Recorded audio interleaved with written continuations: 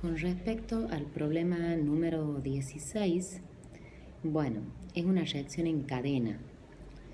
¿Cómo tengo que pensar ese problema? Y a su vez voy a explicar algo adicional acá. La fórmula general de un alqueno es carbono N, hidrógeno 2N y también de un ciclo alcano.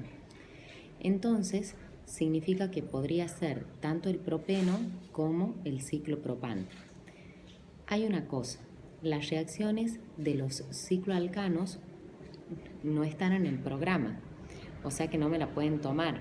Entonces eso es una forma para darme cuenta que no puede ser el ciclopropano. Pero vamos a ver las dos reacciones en cadena. Si yo tengo el propeno y lo hago reaccionar con el ácido bromhídrico, es una reacción de adición de hidrácidos halogenados donde debo pensar y aplicar la regla de Markovnikov, donde el halógeno se va a adicionar al carbono menos hidrogenado, que es el carbono 2. Ese es el que se me genera en mayor proporción. Entonces ese es el producto principal de esa reacción, siendo el compuesto I, o sea, el bromuro de isopropilo o 2-bromopropano. Significa que ese compuesto I va a reaccionar con el hidróxido de potasio mediante una reacción de sustitución para que se me forme un alcohol y se me genera bromuro de potasio. Y se me genera el alcohol isopropílico, isopropanol o el 2-propanol. Deben poner los nombres, todos los nombres posibles que puedan tener esos compuestos para poder después marcar la opción correcta. Ahora veamos qué hubiera pasado si hubiera sido el ciclopropano. Si hubiera sido el ciclopropano, da una reacción de adición cuando reacciona con hidrácidos halogenados y ese ciclo se rompe, siendo que se me va a generar un halogenuro de alquilo primario, o sea, el bromuro de N-propilo. Y si yo al bromuro de N-propilo lo hago tratar con hidróxido de potasio, me va a formar el N-propanol o un propanol. Entonces, de esa manera marcamos la opción con el propeno. De acuerdo al problema número 17, un hidroxiácido significa que tiene los dos grupos funcionales, o sea, el grupo oxidrilo y el grupo carboxílico. Bien, entonces debo marcar aquella opción incorrecta. Van a presentar propiedades químicas de los ácidos y de los alcoholes y sí, porque presentan los dos grupos funcionales. Después, esos hidroxiácidos, si reaccionan con alcohol, pueden formar ésteres. Sí, ahí les puse un ejemplo donde forma ésteres porque el que da la reacción química es el grupo carboxílico. Y les puse como ejemplo el ácido láctico, que es un hidroxiácido. Después, ese hidroxiácido se reduce en el grupo carboxílico para formar ésteres. No, cuando el grupo carboxílico se reduce, me puede formar aldehído o alcohol primario. Quiere decir que ahí está la incorrecta. Y veamos por qué la D es correcta. El ácido 2-hidroxipropanoico o alfa-hidroxipropiónico, que es el ácido láctico, presenta un carbono quiral que es el carbono 2. Respecto al problema número 18, tenemos que ver esa secuencia. Me pregunta qué tipo de reacción.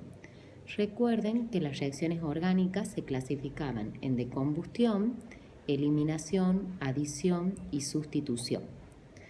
Yo tengo que pensar acá que hay un intermediario. Bien, ¿cuál es el intermediario formado? Un alqueno, porque nosotros hemos visto que los alcoholes pueden formar alquenos y hemos visto que los alquenos pueden formar halogenuros de alquilo. Entonces, si yo tengo el N-propílico para llegar al cloruro diisopropílico, primero ese alcohol se debe deshidratar para formar el alqueno. Una reacción de deshidratación es una reacción de eliminación. Una vez que tengo el propeno, hago una adición del ácido clorhídrico aplicando la regla de Markovnikov y de esa manera se obtiene el cloruro diisopropilo. O sea que la secuencia es eliminación y adición. Respecto al problema número 19, que es sobre nomenclatura inorgánica, tengo que hacer la fórmula de ese ácido que está nombrado con la de Stock colgada, que es el ácido fosfórico. Hago la reacción química igualando la ecuación química y después puedo marcar.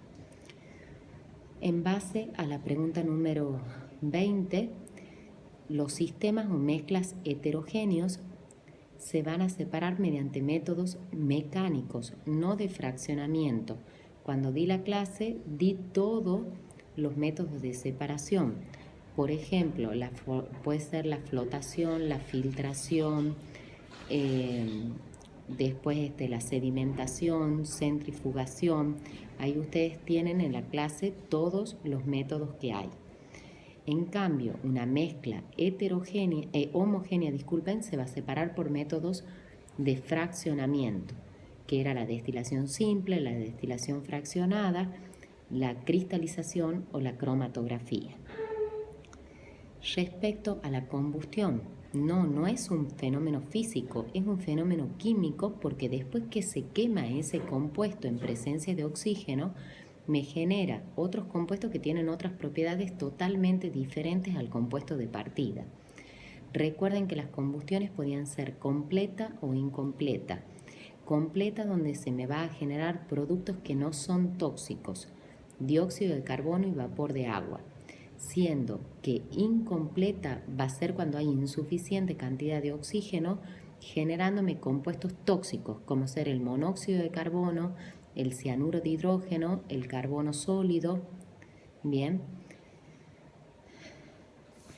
Cuando yo tengo sistemas homogéneos, me dice que presentan una superficie de discontinuidad.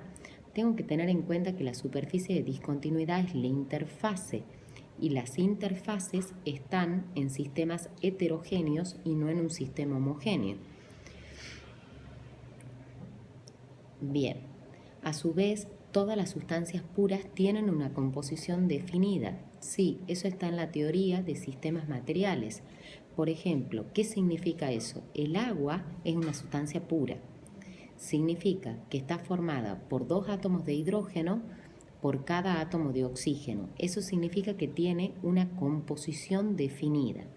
El ácido sulfúrico es una sustancia pura, diciéndome que cada 2 átomos de hidrógeno hay 1 átomo de azufre y 4 átomos de oxígeno. Respecto a la pregunta número 21, hablamos de propiedades periódicas y de estructura atómica. Lo que yo siempre les aconsejo, hagan la tablita periódica con las variaciones y una vez que lo tengan plasmado, recién empiezan a razonar. Bien, ¿qué voy a utilizar? El Z del elemento para poder ubicarlo en la tabla periódica. El oxígeno y el azufre están en el grupo 6A.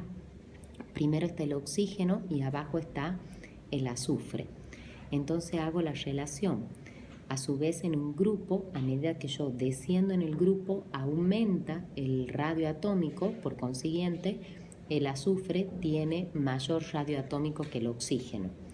Esa es la correcta y vamos a ver por qué las otras son incorrectas.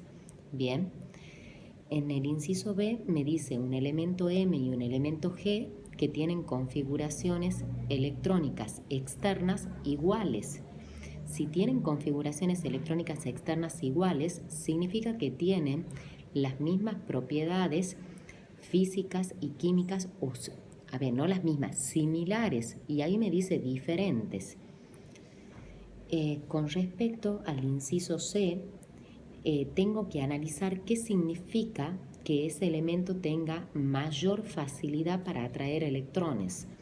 Si tiene mayor facilidad para atraer electrones, significa que es más electronegativo. Entonces tengo que ver cómo varía la electronegatividad en el grupo, porque estamos hablando del bromo y del cloro. El cloro está arriba y el bromo está abajo. Significa que el cloro es más electronegativo que el bromo. Significa que el cloro atrae con mayor facilidad el par de electrones cuando está formando una unión covalente. A su vez, en el último, tengo que hacer la configuración electrónica del sodio y después tengo que hacer la configuración del anión cloruro. Y me doy cuenta que no son especies isoelectrónicas. Entonces es incorrecto o falso.